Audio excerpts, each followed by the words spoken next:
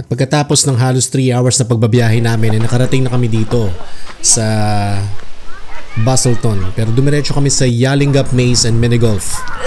Sachi, it's been a while since the last time we made a video. I'm older, stronger, better. No, you're wider. Ay, walang sinayang na panahon itong mga bata. Talaga naglaro kaagad sila pagdating dito sa Yalingup Maze. Maganda lang dito sa lugar nila, marami silang mga palaruan. So ito, board games, tapos may soccer field. So nakahanap ng bola itong mga bata, naglaro kaagad sila. Kasama nila si Donald, nandito rin si Barry tsaka si Pong kanina. Nandito lang sa side katabi ko.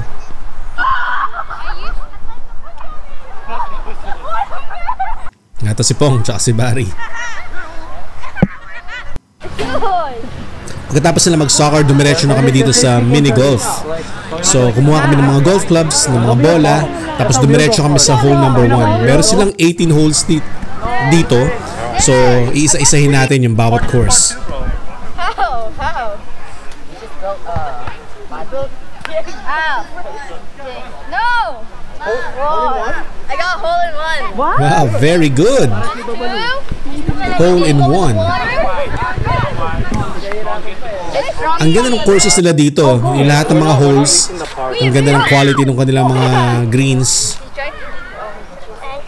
Tapos kagandahan pa pagdating namin dito, hindi masyadong mainit.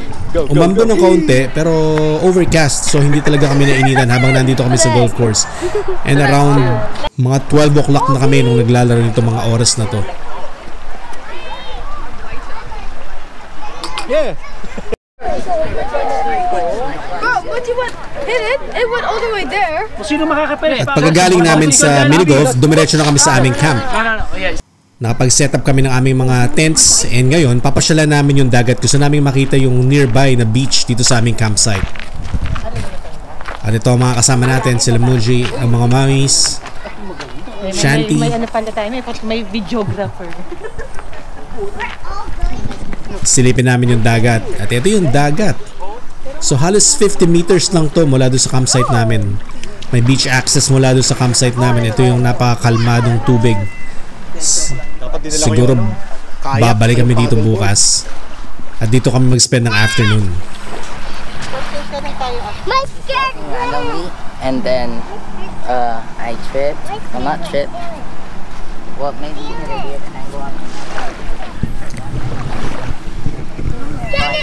Ayan. Sunset. Napakaganda ng dagat.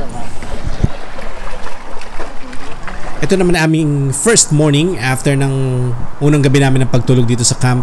And medyo mahamog kasi ang ginaw. Napakalamig kagabi. Ito yung itsura ng campsite, yung mga facilities nila. At ito naman yung setup namin. Ito yung mga tents namin. Meron kaming 4 tents at dalawang gazebo sa gitna para kusina namin. Pasyalan natin yung mga bata. Ito yung mga kids. Hello. Daddy, did you sleep well in the camp last night?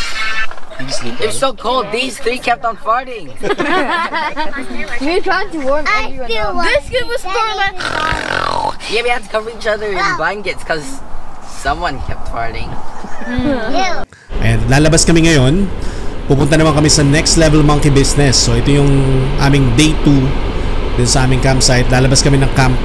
Magta-travel kami ng 15 minutes para pumunta doon sa obstacle course ng mga zipline. Check.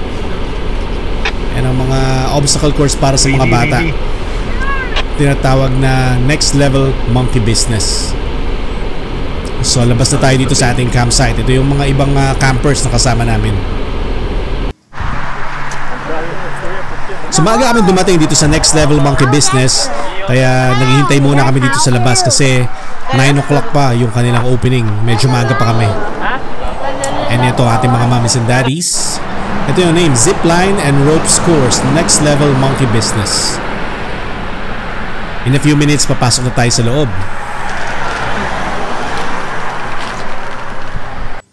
Ayan. So nag-open na yung shop. Pasok na tayo sa loob. Ladies first.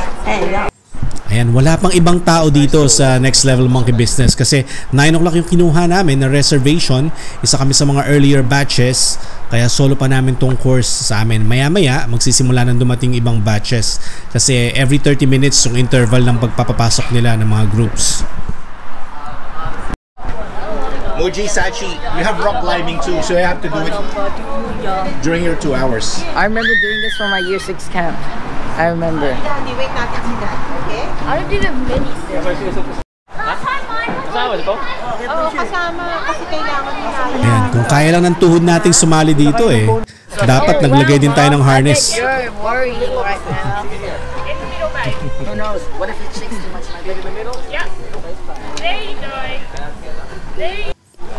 Go Muji, Sachi, and Shanti.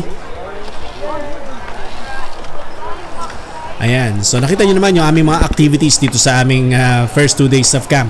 And dito ko na siguro tatapusin tong vlog ko na to. Kung bago lang kayo dito sa aking channel, please don't forget to subscribe and hit the notification bell para updated kayo sa mga latest videos ko. At kung dati ko na kayong subscribers, maraming salamat sa inyong patuloy na panonood. At laging tatandaan, like, share, and comment lang para tuloy-tuloy ang kwentuhan.